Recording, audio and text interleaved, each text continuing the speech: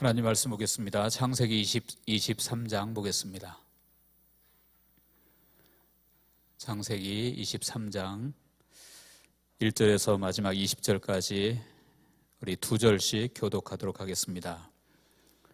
창세기 23장 1절로 마지막 절까지 우리 두 절씩 교독하겠습니다. 사라가 127세를 살았으니 이것이 곧 사라가 누린 횟수라.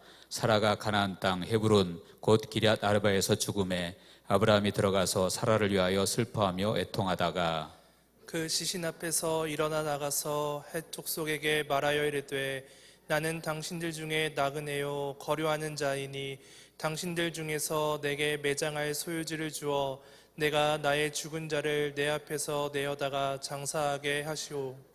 헷 족속이 아브라함에게 대답하여 이르되 내 주여 들으소서. 당신은 우리 가운데 있는 하나님이 세우신 지도자시니 우리 묘실 중에서 좋은 것을 택하여 당신의 죽은 자를 장사하소서. 우리 중에서 자기 묘실에 당신의 죽은 자 장사함을 금할 자가 없으리이다. 아브라함이 일어나 그 땅 주민 헷 족속을 향하여 몸을 굽히고 그들에게 말하여 이르되 나로 나의 죽은 자를 내 앞에서 내어다가 장사하게 하는 일이 당신들의 뜻일진데 내 말을 듣고 나를 위하여 소알의 아들 에브론에게 구하여 그가 그의 밭머리에 있는 그의 막벨라 굴을 내게 주도록 하되 충분한 대가를 받고 그 굴을 내게 주어 당신들 중에서 매장할 소유지가 되게 하기를 원하노라 하며 에브론이 헷 족속 중에 앉아있더니 그가 헷 족속 곧 성문에 들어온 모든 자가 듣는 데서 아브라함에게 대답하여 이르되 내 주여 그리마시고 내 말을 들으소서. 내가 그 밭을 당신에게 드리고 그 속의 굴도 내가 당신에게 드리되 내가 내 동족 앞에서 당신에게 드리오니 당신의 죽은 자를 장사하소서. 아브라함이 이에 그 땅의 백성 앞에서 몸을 굽히고 그 땅의 백성이 듣는 데서 에브론에게 말하여 이르되 당신이 합당히 여기면 청하건대 내 말을 들으시오. 내가 그 밭값을 당신에게 주리니 당신은 내게서 받으시오. 내가 나의 죽은 자를 거기에 장사하겠노라. 에브론이 아브라함에게 대답하여 이르되 내 주여 내 말을 들으소서. 땅값은 은 400세겔이나 그것이 나와 당신 사이에 무슨 문제가 되리이까. 당신의 죽은 자를 장사하소서. 아브라함이 에브론의 말을 따라 에브론이 헷 족속이 듣는 데서 말한 대로 상인이 통용하는 은 400세겔을 달아 에브론에게 주었더니 마므레 앞 막벨라에 있는 에브론의 밭 곧 그 밭과 거기에 속한 굴과 그 밭과 그 주위에 둘린 모든 나무가 성문에 들어온 모든 헷 족속이 보는 데서 아브라함의 소유로 확정된지라. 그 후에 아브라함이 그 아내 사라를 가나안 땅 마므레 앞 막벨라 밭굴에 장사하였더라. 마므레는 곧 헤브론이라. 이와 같이 그 밭과 거기에 속한 굴이 헷 족속으로부터 아브라함이 매장할 소유지로 확정되었더라. 아멘. 우리 기도하시고 하나님 말씀 듣겠습니다. 11조원금 윤주아 집사님, 이인순 권사님 가정 드렸습니다. 이간난 집사님 드렸습니다. 감사원금에 문정희 권사님, 윤주아 집사님, 이간난 집사님 드렸습니다. 기도하시고 말씀 듣겠습니다. 하나님 아버지, 주님의 사랑을 감사합니다. 오늘도 귀한 날 주셔서 주님 앞에 나와서 예배할 수 있도록 너무나도 귀한 은혜의 자리에 저희들을 불러주신 것을 감사합니다. 이 시간도 주께서 하늘의 문을 활짝 여시고 우리를 위해서 예비하신 은혜로 우리 각 사람에게 부어주심으로 우리가 힘을 얻게 하시고 성령 충만하게 하시고 우리의 믿음이 더욱더 강건해지게 하시며 세상에서 하나님의 뜻을 이루며 살아갈 수 있는 귀한 은혜의 시간 될 수 있도록 성령께서 역사하여 주옵소서. 주의 말씀을 듣고자 합니다. 성령 하나님 기름 부어주시옵시고 말씀을 통해서 아버지 우리의 심령이 새로워지도록 은혜를 도하여 주옵소서. 이제 믿음으로 예물 드리는 손길들을 주님 기억해 주시길 바랍니다. 11조 예물 드리는 손길에게 주께서 복을 주시되 아버지의 말라기서에 약속하신 복을 주셔서 저의 삶의 창고가 넘치게 하시고 풍성하게 하심으로 하나님의 기쁨 되게 하시고 많은 사람들에게 주의 사랑을 흘려보내기에 부족함이 없도록 역사하여 주옵소서. 감사헌금 드린 손길에게 복을 주시되 저의 삶에 감사의 조건이 넘칠 뿐만 아니라 하나님의 눈에 보이는 감사의 조건이 없어도 마음에 늘 기쁨이 넘치며 감사함이 넘치는 삶을 살아갈 수 있도록 성령께서 역사하여 주옵소서. 이 시간도 주께서 우리와 함께 하실 줄로 믿고 감사드리며 예수 그리스도의 이름으로 기도합나이다. 아멘. 할렐루야. 하나님의 은혜가 우리 모두에게 함께 하시기를 주의 이름으로 간절히 축원합니다. 오늘 본문의 말씀은 이제 사라가, 아브라함의 아내였던 사라가 죽고, 그리고 그 사라의 죽음을 두고 아브라함이 헷족 속 사람들과 매장제를 사기 위해서 이렇게 협상을 하는 내용이 오늘 본문의 말씀입니다. 그래서 본문의 말씀을 통해서 한 세 가지 정도로 우리에게 주시는 하나님의 은혜 메시지를 함께 나누기를 원합니다. 첫 번째는 무엇이냐면 특별한 여인 사라에 관한 그러한 말씀입니다. 특별한 여인 사라. 여러분, 사라는 특별한 여인이었습니다. 왜 특별한 여인이었느냐? 본문 1절에 여러분 보시기 바랍니다. 1절에 보니까 사라가 죽었는데 사라가 127세를 살았으니 이것이 곧 사라가 누린 횟수라, 이렇게 나와 있죠. 사라가 죽었는데 그가 몇 살까지 살다가 죽었다 하는 것이 내용이 나와 있습니다.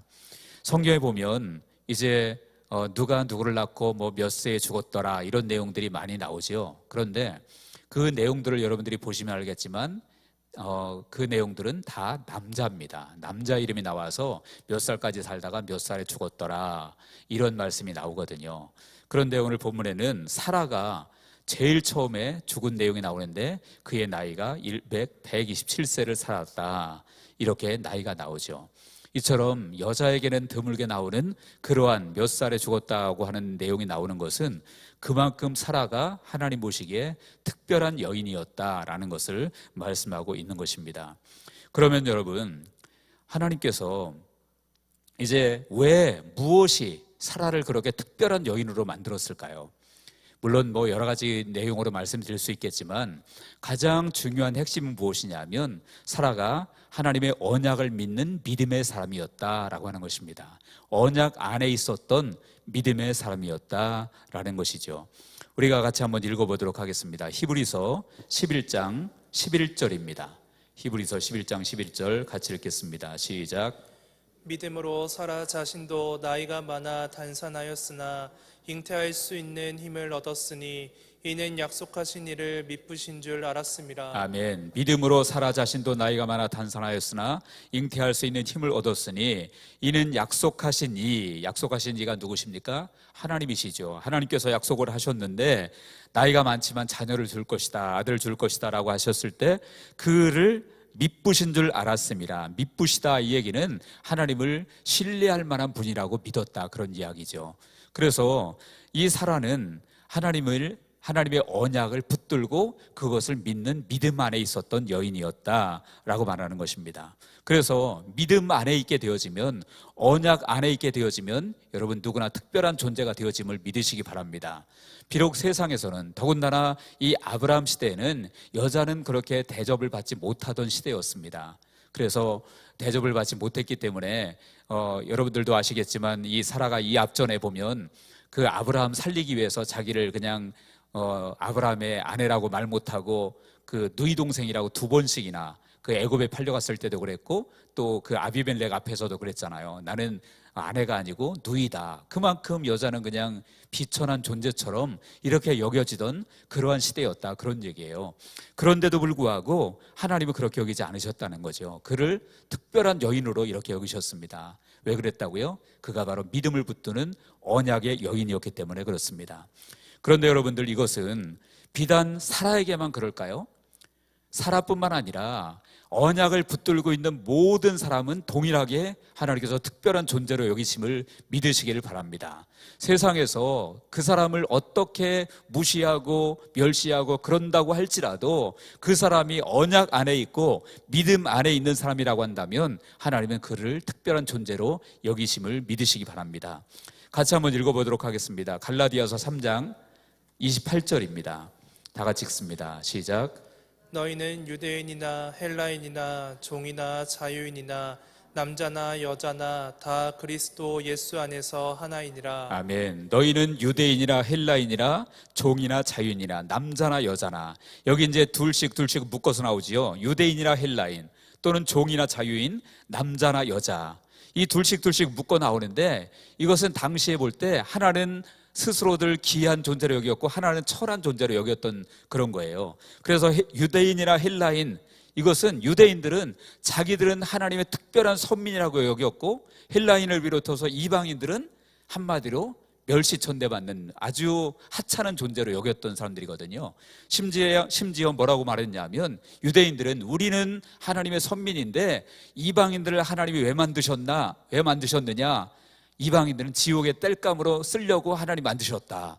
이렇게 말할 정도로 이방인들을 무시했다, 그런 얘기예요. 그러니까 유대인은 존귀하고 헬라인은 멸시받는 그런 존재. 그리고 종이나 자유인, 이것도 마찬가지죠. 종은 멸시받는 존재이고 무시받는 존재예요. 그러나 자유인은 자기들만이 자유인, 하나님을 믿는 자기들만이 자유인이다, 이렇게 생각했던 사람들이거든요. 그리고 남자나 여자 또 그랬죠. 여기도 마찬가지입니다. 남자는 존귀한 사람이고 여자는 무시받아도 되고 멸시받아도 되는 그런 존재로 그 당시에 여겼다, 그런 얘기예요. 그런데 여기 보니까 유대인이나 헬라인이나 종이나 자유인이나 남자나 여자나, 다시 말하면 사람들이 멸시받는 그 사람들에게 멸시받는 사람이든지 아니면 사람들이 존귀하다고 말하는 사람이든지 간에 그리스도 안에 있으면 다 하나이니라. 하나라는 것은 무슨 얘기입니까? 더 이상 무시받을 존재가 아니고 특별한 존재라, 이렇게 말하고 있는 것이죠. 그러므로 여러분들, 세상에 그 누구도 예수 그리스도 안에 있으면 존귀한 존재임을 믿으시기 바랍니다. 아무리 사람들이 무시하고 멸시해도 우리가 그리스도의 복음 안에 있으면, 언약 안에 있으면 존귀한 존재라, 그런 얘기예요. 그래서 사라는 한때는 정말로 남편 살리려고 그렇게 멸시천대를 당하고 그런 여인이었지만 주님은 그렇게 여기지 않으셨고 언약을 붙드는 믿음의 여인이었기 때문에 하나님은 그의 나이를 특별하게 말씀하셨고 그를 존귀한 자로 여겨주셨습니다. 저와 여러분들도 그런 줄로 믿으시기 바랍니다. 우리들도 정말 예수님 모르기 전에 어떤 사람이었습니까? 저나 여러분이나 사실은 마귀에게 무시받는 존재였고요, 하나님 보시기에도 우리는 죄인 중에 괴수였고, 그리고 지옥에, 그야말로 유대인들이 말했던 것처럼 우리들도 예수 아니면 다 지옥의 땔감으로 쓰임받을 수밖에 없는 그런 사람들이었습니다. 그런데 우리가 예수 믿음으로, 아무 대가 없이 예수 믿음으로 하나님의 특별한 존재가 되었음을 믿으시기 바랍니다. 그래서 누구든지 그리스도 안에 있으면 특별한 존재가 된다. 바로 사라가 바로 예수 그리스도의 복음 안에, 언약 안에 있었던, 언약을 붙드는 믿음 안에 있었던 여인이었기 때문에 그는 특별한 하나님의 여인이 되었다라고 하는 사실입니다. 두 번째입니다. 오늘 말씀을 통해서 우리에게 주시는 교훈은 무엇이냐면 바로 인간은 누구나 한 번은 죽는다라는 것입니다. 인간은 누구나 한 번은 죽는다. 자, 오늘 본문에서 보니까 사라가 죽었습니다. 사라가 죽었죠. 127세를 살았지만 결국은 죽었습니다. 그 모습을 보고 이제 어떻게 합니까? 아브라함이 2절에 보니까 그러죠. 사라가 가나안 땅 헤브론 기럇 아르바에서 죽음에 아브라함이 들어가서 사라를 위하여 슬퍼하다가 애통하다가 그랬습니다. 이제 보통은 요즘도 그렇지만 여자가 오래 사는 것 같은데 이때는 사라가 먼저 죽었어요.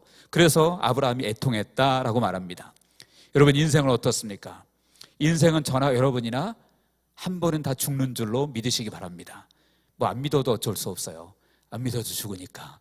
물론 우리가 살아있을 때 주님이 재림하신다면 우리가 죽음을 보지 않고 변화되어서 공중에서 주님을 만날 수 있겠지만, 우리가 주님 재림 전에 죽으면 다 한 명도 빠짐없이 죽을 수밖에 없는 거예요. 다 인생은 죽는 것입니다.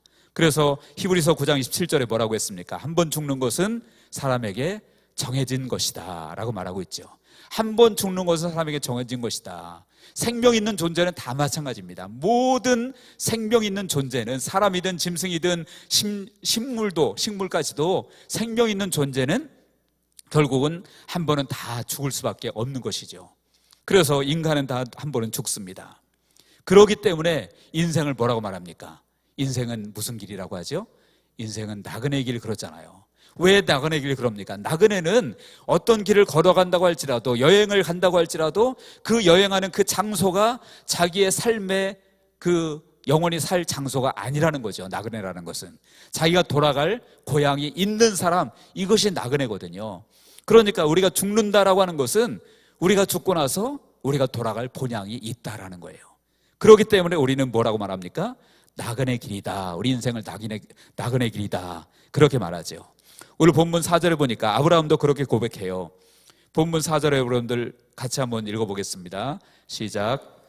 나는 당신들 중에 나그네요 거류하는 자이니 당신들 중에서 내게 매장할 소유지를 주어 내가 나의 죽은 자를 내 앞에서 내어다가 장사하게 하시오. 아멘. 아브라함이 그렇게 고백하지요. 나는 당신들 중에 나그네요 거류하는 자이니. 그러니까 아브라함이 이방 땅에서 지금 나그네로 살고 있다. 물론 이것은 죽음과 연관 지어진 말씀은 아니지만 이 아브라함이 고백하고 있는 내용은 무엇입니까? 여기는 나의 고향이 아니다라는 거죠. 내가 돌아갈 땅이 있다. 그러므로 이곳은 나는 나그네로 지금 살고 있다. 이렇게 아브라함이 이야기하고 있는 것입니다. 그렇다면 우리도 똑같아요. 이 세상 사는 것이 여러분들 우리가 여기서 영원히 살 곳입니까? 영원히 살 것 아니잖아요. 때가 되면 언젠가는 돌아갈 본향이 우리에게 있어요. 그렇기 때문에 우리 인생은 어떤 길이라고 했습니까? 나그네 길이다. 그러니까 이 세상이 우리가 목적지로, 영원한 목적지로 그렇게 알고 살면 그것은 희망이 없는 거예요, 사실은. 왜냐하면 우리는 나그네이기 때문에 돌아갈 수밖에 없기 때문에 그렇습니다. 역대상 29장 15절에 보니까 그렇게 고백합니다. 우리는 우리 조상들과 같이 주님 앞에서 이방 나그네와 거류민들이라. 세상에 있는 날이 그림자 같아서 희망이 없나이다. 주님 앞에서 이방 나그네와 거류민들이라 그랬습니다. 이방 나그네와 거류민들. 그리고 세상에 있는 날이 그림자 같아서 그림자는 여러분 해가 지면 사라지게 되어지죠. 그래서 그림자 같아서 희망이 없나이다. 다시 말하면 세상에 소망을 두고 산다면 희망이 없다 그런 얘기예요. 왜냐하면 영원히 살 곳이 아니고 때가 되면 그림자가 없어지는 것처럼 우리 인생도 없어질 것이기 때문에 그렇다 그런 얘기죠. 그래서 여러분들 가장 어리석은 사람이 어떤 사람이냐 하면 세상에서 영원히 살 것처럼 세상에 매여서 사는 사람들, 이런 사람들이 제일 어리석은 사람이에요. 성경에 보면 예수님께서 비유로 말씀하신 사람 중에 어떤 농부가 농사를 지어서 이제 큰 풍년이 들었죠. 그 농부에게 주님께서 말씀하십니다. 누가복음 12장 19절 20절을 같이 한번 읽어보도록 하겠습니다. 누가복음 12장 19절 20절 시작. 또 내가 내 영혼에게 이르되 영혼아 여러 해 쓸 물건을 많이 쌓아두었으니 평안히 쉬고 먹고 마시고 즐거워하자 하리라 하되 하나님은 이르시되 어리석은 자여 오늘 밤에 내 영혼을 도로 찾으리니 그러면 내 준비한 것이 누구의 것이 되겠느냐 하셨으니. 아멘. 자, 이 사람이 뭐라고 합니까? 내 영혼아 여러 해 쓸 물건을 많이 쌓아두었으니 평안히 쉬고 먹고 마시고 즐거워하자 하리라 하되 하나님은 이르시되 어리석은 자여 오늘 밤에 내 영혼을 도로 찾으리니 그러면 내 준비한 것이 누구의 것이 되겠느냐. 여러분, 이것이 성경에 나오는 어리석은 농부에 관한 이야기인가요? 혹시 저와 여러분들의 이야기 아닙니까? 우리들 때때로 나는 보험도 많이 들어놨고 그리고 연금도 많이 받고 뭐 노년에 아무 걱정 없어, 사는데 먹고 사는데 아무 지장 없어, 그러니까 이 세상에서 아무 문제 없이 영원히 살 것처럼 착각하고 사는 모습이 때때로 우리의 모습일 때가 있다라는 거예요. 그런데 그런 이 어리석은 농부에게 주님께서 뭐라고 말씀하시는 거예요? 어리석은 자여, 그렇게 말씀하시잖아요. 어리석은 자여. 여러분, 세상에는 이 어리석은 자가 참 많은 것 같습니다. 저도 때때로 어리석은 자처럼 내가 영원히 살 것처럼, 물론 말로는 언젠가 때가 되면 죽겠지요, 말은 그렇게 하면서도 실제로는 죽음을 전혀 생각하지 않고 그냥 계속 살 것처럼 착각하고 살 때가 참 많은 것 같아요. 그렇다고 뭐 매일 죽음만 생각하고 살라 그런 얘기는 아니지만 우리가 저 천국 본향을 늘 생각하면서 살아야 될 줄로 믿습니다. 우리가 어리석은 자가 되지 않기 위해서는 세상에서 내가 다 갖춰 놓았다고 그것이 나의 영혼을 책임져 줄 것처럼 착각하고 살아서는 안 된다라는 것이죠. 분명한 것은 무엇입니까? 이 세상은 천국을 예비하는, 천국을 준비하는 과정일 뿐이다, 그런 얘기예요. 이 세상에서 영원히 살 것이 아니다. 천국을, 우리의 돌아갈 본향을 준비하는 과정이 이 세상이다라는 것입니다. 그렇기 때문에 여러분들, 이 세상 나그네 길이라고 그냥 대충 살다가 뭐 나그네가 뭐 어차피 희망도 없는데 아무렇게나 살다가 죽으면 되지, 그게 아니라는 거예요. 왜 그렇습니까? 이 세상에 살아가는 과정이 천국을 준비하는 과정이기 때문에 이 세상을 바르게 믿음으로 잘 살아야 된다라는 것이죠. 한번 읽어보겠습니다. 베드로전서 1장 17절입니다. 베드로전서 1장 17절 같이 읽겠습니다. 시작. 외모로 보시지 않고 각 사람의 행위대로 심판하시는 이를 너희가 아버지라 부른즉 너희가 나그네로 있을 때를 두려움으로 지내라. 아멘. 여기 보니까 예모로 보시지 않고 각 사람의 행위대로 판단하시니 라고 말씀하고 있죠. 그리고 끝에 보니까 너희가 나그네로 있을 때를 두려움으로 지내라. 우리의 행위대로 판단하시는 분이 하늘에 계시기 때문에 우리가 그 하늘에 계신 아버지를 만날 때가 있잖아요. 언제 만납니까? 우리가 천국에 갔을 때 그 아버지를 만날 텐데 그때를 대비해서 우리가 두려움으로 지내라. 여기서 두려움으로 지내라는 것은 벌벌 떨면서 두려움에 빠져서 무서움 속에서 지내라 이런 얘기가 아니라 하나님을 경외하는 마음으로 바른 삶을 살라는 거예요. 그래서 우리가 이 세상에서 바르고 정말 하나님을 경외하는 마음으로 살아갈 때 하나님 앞에 섰을 때 하나님 앞에 칭찬받고 인정받게 될 줄로 믿으시기 바랍니다. 우리가 예수 믿고 구원받는다고 해서 천국 가면 그냥 하나님이 무조건 잘했다 그러실까요? 우리의 구원받는 것도 있지만 하늘에 가서 천국에 가서 우리가 정말로 이제 우리 행위대로 우리를 보시는 하나님께서 그때 가서 우리 행위대로 상급을 주시는 것을 여러분들 반드시 기억하시기 바랍니다. 그래서 두려움으로 지내라 라고 말씀하고 있는 거예요. 그리고 여러분들 우리가 예수를 믿는다는 것도 마찬가지입니다. 예수님을 믿는다는 게 무엇입니까? 말로만 믿는 게 믿는 것일까요? 마태복음 7장에 뭐라고 했습니까? 나더러 주여 주여 하는 자마다 다 천국에 들어갈 것이 아니다. 다시 말하면 말로는 주여 주여 하면서 삶 속에서는 예수님이 주인이 아니고 자기 자신이 주인이고 돈이 주인이고 마귀가 주인이고 이러면 그 사람은 누가 주인인 것입니까? 말로 입으로 주인이라고 말한다고 해서 주인이 아닌 것이죠. 정말로 주인이라면 삶을 통해서 예수님을 주인으로 인정할 때 그것이 진정한 주인이 될 줄로 믿으시기 바랍니다. 그래서 항상 우리가 믿음 위에 바르게 서 있는가 우리를 자신을 점검을 해야 되고 하나님 앞에서 우리의 믿음을 확증하라고 그렇게 말씀하고 있는 것입니다. 그래서 이 세상에 살 때 천국을 준비하는 과정이기 때문에 우리의 믿음을 점검하고 하나님 앞에서 두려움으로 바르게 지내라고 권면하고 있는 것입니다. 요한일서 2장 15절과 17절도 그랬습니다. 같이 한번 읽겠습니다. 요한일서 2장 15절과 17절 두 절을 읽습니다. 시작. 이 세상이나 세상에 있는 것들을 사랑하지 말라. 누구든지 세상을 사랑하면 아버지의 사랑이 그 안에 있지 아니하니 이 세상도 그 정욕도 지나가되 오직 하나님의 뜻을 행하는 자는 영원히 거하느니라. 아멘. 이 세상이나 세상에 있는 것들을 사랑하지 말라. 세상 것들이 다 필요 없다 그런 얘기가 아닙니다. 그런 얘기가 아니라 그것을 내 주인으로 삼고 그것을 사랑하면 안 된다라는 거예요. 그러면서 뭐라고 말씀합니까? 이 세상도 정욕도 지나가되 오직 하나님의 뜻을 행하는 자는 영원히 거하느니라. 누가 영원히 거한다고요? 오직 하나님의 뜻을 행하는 자가 영원히 거한다라고 말씀하고 있습니다. 그래서 여러분들 우리가 이 나그네 인생을 살아갈 때 어떻게 살아가야 되겠습니까? 하나님의 뜻을 행하면서 하나님이 기뻐하시는 삶을 살아야 될 줄로 믿으시기 바랍니다. 그래야 우리가 여기서 그런 삶을 살아가야 하나님 나라에 섰을 때 아버지 앞에 섰을 때 잘했다 칭찬받고 상급받을 수 있다 그런 얘기예요. 그래서 우리 양문교회 모든 성도님들은 나그네 길을 살아갈 때에 정말 하나님의 뜻을 행하고 하나님이 기뻐하시는 삶을 사시는 우리 모두가 되어지기를 주님의 이름으로 축원합니다. 또 한 가지 우리가 살펴볼 것은 무엇이냐면 죽음을 대하는 자세에 관한 말씀입니다. 죽음을 대하는 자세가 어떻게 해야 될 것인가.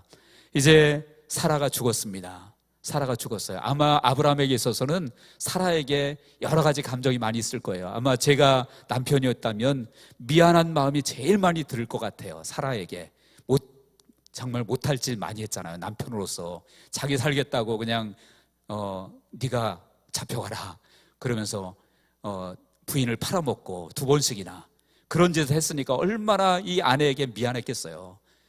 그래서 아마 그런 마음이 미안한 마음이 굉장히 컸을 것 같아요. 그래서 그랬는지 이 아브라함이 어떻게 합니까? 2절에 보니까 애통하며 슬퍼하며 애통했다라고 말합니다. 슬퍼하며 애통했다. 여러분들 죽음을 대하는 자세, 우리가 가족이 먼저 세상을 뜨거나 가까운 사람이 세상을 떠나면 이별의 아픔이 있는 것이 당연하죠. 슬픔과 애통은 당연한 감정입니다. 어떤 사람은 슬퍼하고 애통하면 믿음이 없는 것처럼 왜 예수 믿고 구원받았는데 왜 슬퍼하고 왜 울어? 막 그러는데 여러분 슬픔과 애통은 당연한 감정이에요. 그것도 하나님이 주신 감정입니다. 그렇기 때문에 그것은 당연한 것이고 그리고 그렇게 애통을 당하는 사람이 있으면 우리가 어떻게 해야 됩니까? 같이 울어주고 같이 슬퍼하는 것도 하나님이 원하시는 마음인 줄로 믿으시기 바랍니다. 로마서 12장 5절에 보니까 12장 15절에 보니까 즐거워하는 자들과 함께 즐거워하고 우는 자들과 함께 울라 그랬잖아요. 그러니까 즐거워하는 자들하고는 같이 즐거워하고 우는 자들에게는 같이 울어야 돼요. 그것이 주님께서 원하시는 마음이에요. 어떤 사람은 즐거워하는 자들이 있으면 배 아파하고 우는 자들이 있으면 깨소금 마시다 그러고, 그럼 뭡니까? 그거는 주님의 마음이 아닌 것이죠. 주님의 마음은 뭡니까? 아파하는 자들은 같이 아파하는 거고, 슬퍼하는 자들에게는 같이 슬퍼하는 거고, 우는 자들에게는 같이 우는 것이 주님의 마음인 줄로 믿으시기 바랍니다. 그래서 지금 아브라함이 그 감정으로 애통하며 슬퍼하고 있습니다. 그런데 여러분들, 여기까지는 괜찮지만 문제는 죽은 것 때문에 좌절하면 안 됩니다. 내가 가까이 있는 사람, 내 가족이나 아니면 나의 가까운 사람이 먼저 세상을 떴다고 해서 슬퍼하고 애통할 수는 있지만 그것 때문에 우리가 좌절할 필요는 없는 것을 기억하시기 바랍니다. 왜 좌절할 필요는 없습니까? 우리에게는 무엇이 있습니까? 우리에게는 부활의 소망이 있기 때문에 그렇습니다. 부활의 소망이 있고 또 어떤 소망이 있습니까? 죽음으로 끝나는 것이 아니라 부활해서 저 천국에서 영원히 살 것이기 때문에 그렇습니다. 여러분, 부활을 믿으십니까? 안 믿으십니까? 부활은 있음을 믿으시기 바랍니다. 반드시 죽은 자는 부활합니다. 그리고 우리가 죽기 전에 주님이 오신다면 우리가 이 몸 그대로 주님을 맞이하는 것이 아니라 신령한 몸으로 변화되어서 주님을 맞는다고 말씀하고 있습니다. 그러니까 죽은 사람이 부활해서 신령한 몸으로 바뀌는 것이나 그때까지 살아있는 우리들이 새로운 신령한 몸으로 바뀌는 거나 똑같은 신령한 몸으로 바뀌어서 주님을 맞이하게 된다는 거예요.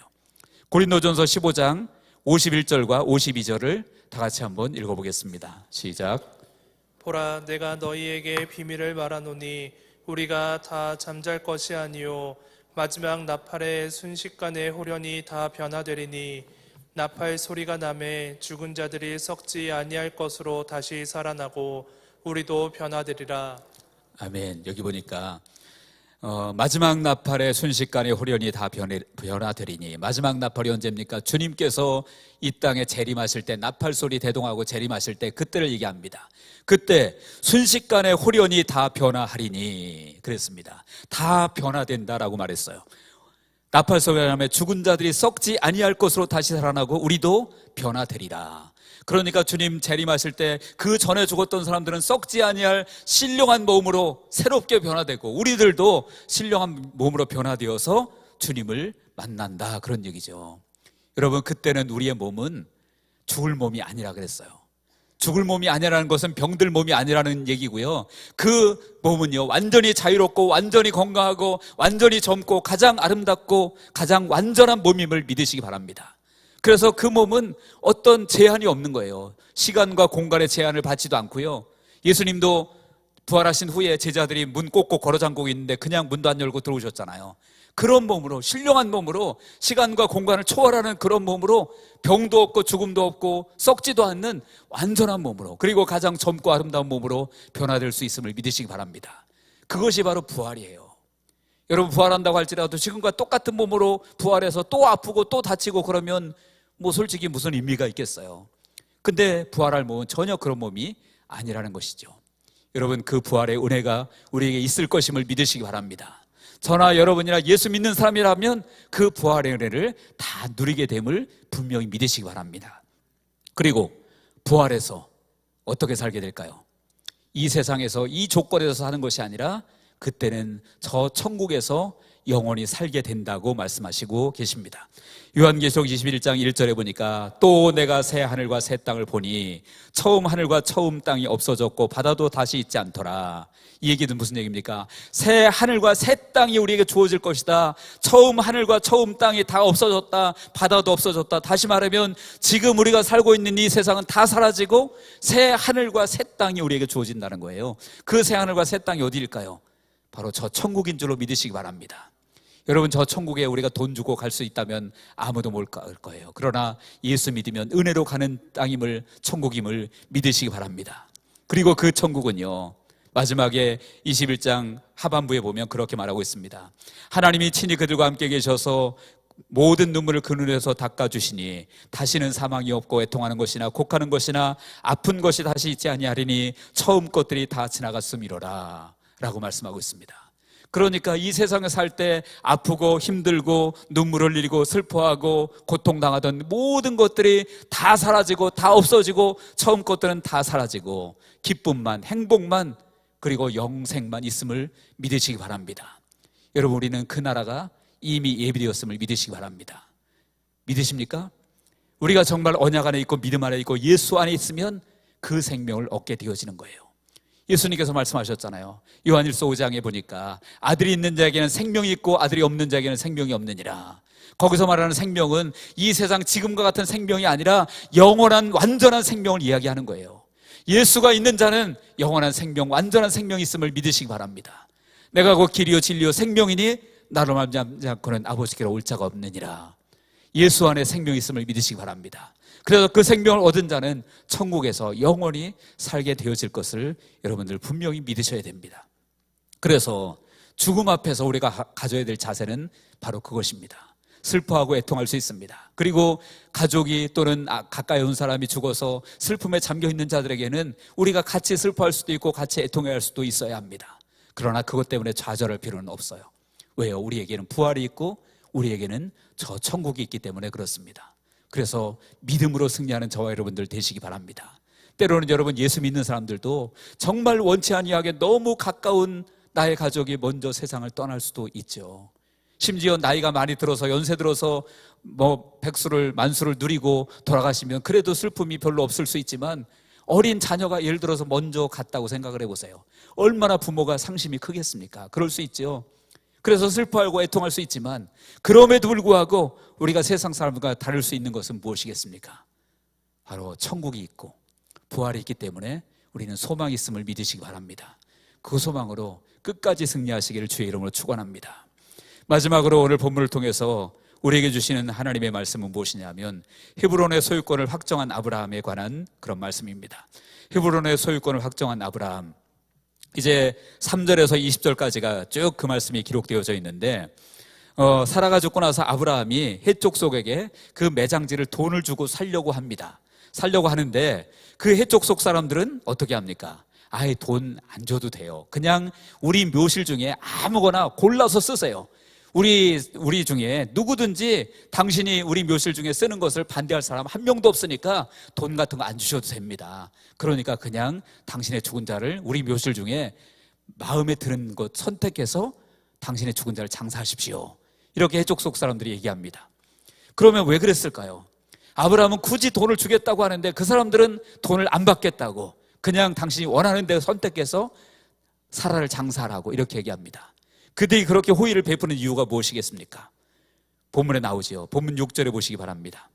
6절에 보니까 내 주여 들으소서 당신은 우리 가운데 있는 하나님의 세우신 지도자이시니 우리 묘실 중에서 좋은 것을 택하여 당신의 죽은 자를 장사하소서. 거기 그들이 호의를 베푸는 이유가 나와 있지요. 당신은 우리 가운데 있는 하나님이 세우신 지도자시오니 그랬어요. 그러니까 아브라함은 하나님이 세운 사람을 그들이 알고 있다 그런 얘기예요. 하나님이 세우신 사람임을 그의 족속들이 알고 있다 그런 얘기죠. 그러니까 그냥 우리 돈 안 받을 테니까 그냥 죽은 자를 선택해서 장사하십시오. 여러분들, 저와 여러분들도 하나님이 세우신 사람임이 드러나는 삶을 사시기를 주의 이름으로 축원합니다. 우리의 삶 가운데서 여러분의 직장, 가정, 삶의 현장에서 하나님이 나를 세우셨음을 사람들에게 드러내는 삶을 사시기를 주의 이름으로 축원합니다. 그러면 그 사람들도 인정하게 되어진다라는 거예요. 그러면 무엇 때문에 그들이 그렇게 알았을까요? 하나님이 세우신 지도자라는 사실을 그들이 인정한 이유가 무엇일까요? 제가 지난번에 말씀드렸어요. 그 아비멜렉과 우물 가지고 서로 이제 논쟁하고 그럴 때 그들이 계약을 맺을 때 무엇 때문에 그랬다 그랬죠? 아브라함은 하나님이 함께한 사람이라는 것을 그들이 알았다 그랬어요. 그래서 그 아비멜렉에게 자기 아내를 보냈을 때, 자기가 살라고 아브라함이 보냈을 때도 그에게 꿈을 통해서 이 여인을 건드리지 말라, 남편이 있는 여자다, 그래서 돌려보냈고요. 안 그러면 내가 죽을 거다, 아비멜렉에게 하나님께서 그러시잖아요. 그래서 돌려보냈고, 그거거니와 우물을 파는 족족 우물이 나왔다, 그런 말씀 지지난주인가 제가 말씀드렸던 것 같아요. 기억나십니까? 그만큼 하나님이 함께 하시는 증거를 그들이 다 보았다라는 거예요, 아브라함이. 그러니까 그들은 이 사람은 하나님이 세운 지도자구나. 그것을 알기 때문에 오늘 본문에서 우리 돈 필요 없으니까 우리 묘실 중에서 선택해서 사라를 장사하십시오, 이렇게 얘기를 했다, 그런 얘기예요. 그런데 그쯤 되면 아브라함도 좀 어깨에 힘 좀 세우고, 그래, 그러면 내가 호의를 받아들여서 여기에 좋은 곳에 우리 아내를 장사하겠소, 그러면서 장사할 수 있겠죠. 그런데 아브라함은 어떡합니까? 끝까지 결국은 그들에게 돈을 주겠다고 약속을 하고 결국은 돈을 주고 그 소유권을 확정을 합니다. 그 내용이 본문 몇 절 있습니까? 16절 보니까 나와 있죠. 아브라함이 에브론의 말을 따라 에브론이 헷 족속이 듣는 데서 말한 대로 상인이 통용하는 은 400세겔을 달아 에브론에게 주었더니 마므레 앞 막발레에 있는 에브론의 밭과 그 밭과 곧 그 밭과 거기에 속한 굴과 그 밭과 그 주위에 둘린 모든 나무가 성문에 들어온 모든 헷족속이 보는 데서 아브라함의 소유로 확정된지라 라고 말했습니다. 그러니까 무엇이 아브라함의 소유로 확정되었는지가 아주 자세하게 기록이 되어져 있죠. 거기 보니까 막벨라에 있는 밭, 그리고 거기에 속한 굴, 그리고 그 주위에 있는 모든 나무, 그리고 그 주위에 있는 것들 다 정확하게 아브라함의 소유로 확정하는 것을 볼 수 있습니다. 그것도 증인들 앞에서. 여기 보니까 18절에 보니까 그랬죠. 성문에 들어온 모든 헷족속이 보는 데서 아브라함의 소유로 확정된지라 라고 말하고 있습니다. 그러면 여러분, 왜 이렇게 디테일하게 구체적으로 그 소유를 정확하게 어떤 것까지 세밀하게 소유권을 지정하고 있고, 그리고 모든 사람들, 증인들 앞에서 그 소유가 확정된 것을 이렇게 기록하고 있을까요? 무엇 때문에 그러겠을까요? 아브라함은 왜 굳이 이렇게 그들의 호의를 거부하고 끝내 돈을 주고 이렇게 정확하게 자기의 소유권을 확정하려고 했을까요? 그것은 두 가지 이유입니다. 하나는 훗날의 갈등 소지를 미연에 없애기 위해서 그렇습니다. 여러분, 사람이 좋은 거는 다 그때뿐이에요. 시간 지나고 나면 좋은 게 안 좋은 게 될 수가 있습니까? 없습니까? 많잖아요. 서로 친할 때는 예를 들어 돈도 그냥 주기도 하고 꿔주면서 뭐라 그래요? 아이, 그거 안 갚아도 돼. 근데 나중에 어려워지면, 안 갚으면 어떻게 됩니까? 여러분들은 너무 마음이 착하셔서 전혀 안 그런 것 같은데, 처음에 꿔줄 때는 안 갚아도 돼, 괜찮아. 근데 나중에 안 갚으면 원수 되고 그럴 때가 있잖아요. 그러니까 좋은 게 아닐 때가 많단 말이에요. 그러니까 정확하게 소유권 같은 것들은, 특별히 돈이나 소유권이나 이런 것들은 정확하게 확정하는 것이 중요하다라는 거예요. 훗날에 어떤 갈등의 소지를 미연에 방지하는 것이 필요하다라는 거예요. 옛날에 원로 목사님이 그런 얘기를 하신 게 제가 기억이 나요. 교회에서 절대 돈 거래하지 마라. 그리고 돈을 누가 보증서 달라 그러면 돈 보증서 주지 말고 차라리 그냥 보증보험 들어줘라, 이런 말씀하셨던 게 기억이 나거든요. 왜? 그래야 뒤탈이 없으니까 그렇게 되어지는 거죠. 여러분, 우리 삶 가운데 이런 일들이 사실은 비일비재하게 많은 것 같아요. 처음에는 그냥 좋으니까, 친하니까, 아이, 우리끼리, 우리 사이에 뭘 이런 걸 계약서를 써요, 우리 사이에 뭘 이런 걸 해요, 그러면서 그냥 말로만 서로 이렇게 하고, 그런데 나중에 그것이 문제가 될 때가 참 많이 있다라는 거예요. 그래서 아브라함도 더군다나 사실은 앞에 한번 경험을 했어요. 우물 때문에, 우물을 열심히 팠더니 그 아비멜렉의 종들이 다 뺏어갔었잖아요. 근데 나중에 아비멜렉이 와가지고 비골과 함께, 군대장관 비골과 함께 와가지고 우리가 서로 사이좋게 지내자, 그렇게 이제 우리가 서로 협약하자, 그랬을 때 아브라함이 그러면 뺏은 우물 다 내놔라 그러잖아요. 그래서 우물을 돌려줬죠. 그리고 우물을 빼앗긴 한번 경험이 있단 말이에요. 그러니까 지금 정확하게 소유권을 확정하고, 그것도 해쪽 속 사람들이 다 보는 앞에서 확정해서 이제는 더 이상 딴소리 못하게 이렇게 정확하게 소유권을 확정했다, 그런 얘기예요. 그래서 훗날의 갈등 소지를 미연에 방지하기 위해서 그렇게 했다. 또 하나는 단순히 훗날의 그 분쟁을 방지하기 위해서만 그런 것이 아니라, 이 땅은요, 이 막벨라 굴이 있는 이 헤브론 땅은 사실은 언약의 측면에서도 굉장히 중요한 땅이었다, 그런 얘기예요. 굉장히 중요한 땅이었다. 여러분, 본문에 보십시오. 본문에 보면 이 막벨라 굴이 있는 땅은 어떤 땅이라 그랬냐면 19절 하반절에 보니까 마므레는 곧 헤브론이라 라고 말하고 있죠. 그런데 여러분, 이 헤브론은 어떤 땅이냐? 이 땅은 사실은 하나님께서 미리 그들에게 주시기로 약속하셨던 언약의 땅이었어요. 언약의 땅. 같이 한번 우리 좀 길지만 읽어보도록 하겠습니다. 창세기 13장 14절에서 18절 같이 읽겠습니다. 시작. 롯이 아브람을 떠난 후에 여호와께서 아브람에게 이르시되 너는 눈을 들어 너 있는 곳에서 북쪽과 남쪽 그리고 동쪽과 서쪽을 바라보라. 보이는 땅을 내가 너와 내 자손에게 주리니 영원히 이르리라. 내가 내 자손이 땅의 티끌 같게 하리니 사람이 땅의 티끌을 능히 셀 수 있을진데 내 자손도 세리라. 너는 일어나 그 땅을 종과 횡으로 두루 다녀보라. 내가 그것을 내게 주리라. 이에 아브람이 장막을 옮겨 헤브론에 있는 마므리의 상수리 수풀에 이르러 거주하며 거기서 여호와를 위하여 제단을 쌓았더라. 아멘. 여기 보니까 이제 롯과 아브라함이 헤어지고 난 다음에 롯이 자기가 먼저 선택하라고 하니까 좋은 땅 선택해서 떠났잖아요. 그 땅이 이제 소돔과 고모라 땅이었죠. 그걸 선택해서 떠났는데 그 후에 하나님께서 아브라함에게 말씀하시는 거예요. 너는 눈을 들어 너 있는 곳에서 북쪽과 남쪽 그리고 동쪽과 서쪽을 바라보라. 보이는 땅을 내가 너와 네 자손에게 주리니 영원히 이르리라. 그리고 그 보이는 땅이 바로 헤브론 땅이 있었다라는 거예요. 오늘 아브라함이 산 바로 그 땅이죠. 그러니까 이 땅은 하나님이 언약으로 아브라함에게 미리 약속하셨던 땅이라는 거예요. 그리고 그 언약을 기억하고 있는 아브라함은 그렇기 때문에 이 땅을 하나님이 주신 땅으로 인정하고 돈으로 주고 내 땅으로 확정을 해야 될 필요가 있었다라는 것이죠. 여러분, 우리에게도 마찬가지입니다. 우리가 하나님께서 우리에게 주신 언약이 있다고 할지라도 하나님이 주신 언약이니까 나는 아무것도 안 해도 그냥 하나님이 주실 거야 때가 되면, 물론 하나님이 초자연적인 기적적인 능력으로 그렇게 하실 수도 있지요. 그런데 하나님이 주셨다고 할지라도, 하나님이 주신 언약이라고 할지라도 내가 믿음으로 행동하는 것이 필요할 때가 있음을 여러분들 기억하셔야 됩니다. 그리고 그 믿음으로 행동하는 데에는 대가를 지불해야 될 때도 있다라는 거예요. 지금 아브라함이 돈을 주고 그 땅을 사듯이 하나님이 내게 주신 언약이라고 할지라도 가만히 앉아서 그냥 저절로 감 떨어지기를 바라는 것이 아니라 내가 믿음으로 행동하고, 그리고 믿음으로 행동하면서 그것이 내 것으로 되기 위해서 내가 믿음의 대가를 지불해야 될 때가 있다라는 거예요. 하나님의 방법은 여러 가지잖아요. 하나님이 기적적으로 역사하실 때도 있지만 내 노력을 통해서 얻게 하실 때도 있고요, 내가 믿음의 행동을 하는 것을 통해서 얻게 하실 때도 있고, 때로는 내 돈을 지불해서라도, 대가를 지불해서라도 얻게 하실 때가 있다라는 거예요.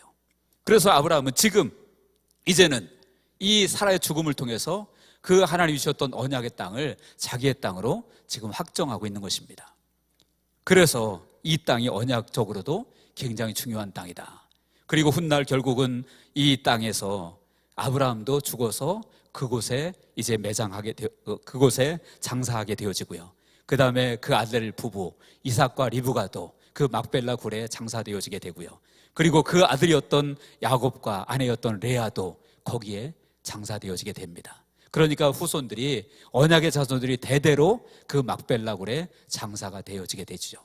그러니까 그 땅은, 그 막벨라 굴은 단순한 그냥 매장지가 아니었다라는 거예요. 언약의 땅이었다라는 것입니다.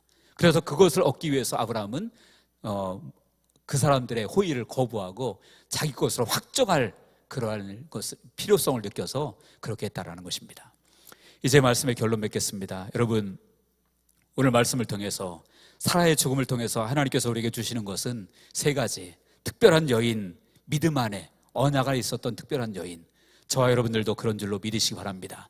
예수 안에, 복음 안에 있을 때 우리는 특별한 존재가 되어지고, 또한 인생은 누구나 한 번은 죽고 인생은 나그네 길인데, 이 세상 살아갈 때 우리가 세상의 목적을 두고 살 것이 아니라 우리가 반드시 한 번은 죽고 저 천국에 갈 것임을 우리가 기억하고, 정말 땅은, 이 세상 나그네 길은 천국을 준비하는 과정이기 때문에 우리가 하나님의 뜻대로 살고 믿음으로 살아야 된다 말씀드렸습니다. 그리고 이제는 그 헤브론을 소유권을 확정한 아브라함처럼 하나님이 주신 언약을, 우리에게도, 저와 여러분들에게도 주신 언약이 있잖아요. 그 언약을 우리가 믿음으로 붙들고 그것을 내 것으로 삼는 것, 그것이 너무 중요합니다. 내 것으로 삼기 위해서 정말 내가 대가를 지불해야 된다면 지불하고, 그리고 어떤 믿음의 행동을 해야 된다면 행동을 하고, 그래서 그것을 내 것으로 만들 때 그것이 내 것이 되어지고 하나님의 언약이 대대에 나를 통해서 언약의 축복이 이어져감을 믿으시고 믿음으로 승리하는 우리 모두가 되시기를 주님의 이름으로 간절히 축원합니다. 기도하겠습니다. 하나님 아버지, 주님의 사랑을 감사합니다. 하나님이여, 정말로 아브라함이 아내가 먼저 죽고 슬픔에 있었지만 아버지 하나님이여, 그러나 아버지 주님을 바라보고 언약의 땅을 사서 그를 장사한 것처럼 우리들도 아버지 하나님 이 땅에 살지만 아버지 세상에 매이는 삶이 아니라 천국의 소망을 두고 언약을 붙들고 믿음으로 살아갈 수 있는 저희들이 다 될 수 있도록 성령께서 역사하여 주옵소서. 하나님 우리 함께 하실 줄로 믿고 감사하며 예수님의 이름으로 기도합나이다. 아멘.